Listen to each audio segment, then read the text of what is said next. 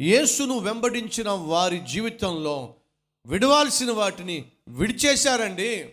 ఒకే ఒక్కసారి యేసు పిలుస్తున్నాడు అనే మాట విన్నప్పుడు దిక్కున లేచాడండి. టైం తీసుకోవాలా, డోంట్ టేక్ టైం.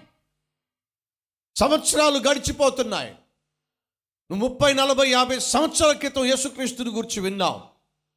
2, 5, 10, 15, 20 సంవత్సరాలుగా యేసుక్రీస్తుని గురించి వింటున్నావు. ఈరోజు కూడా నీలో మార్పు లేదు. ఈరోజు కూడా నువ్వు బాగుపడలేదు. ఈరోజు కూడా నీ జీవితంలో నెమ్మది లేదు. నీ చుట్టూ ఉన్నవారికి ప్రశాంతత లేదు. ఇలా ఎంతకాలం జీవిస్తావు నువ్వు? ఇలా ఎంతకాలం అఘోరిస్తావు నువ్వు? లే, ఏ పాపిష్టి స్థితిలో ఉన్నావో, ఏ పనికి మాలిన జీవితం జీవిస్తూ ఉన్నావు, ఆ జీవితంలో నుంచి లే, వెంటనే లే. ఆ రోజు ఆ భిక్షగాడు వెంటనే లేచాడండి. లేచి ఏం చేశాడు? యేసుక్రీస్తును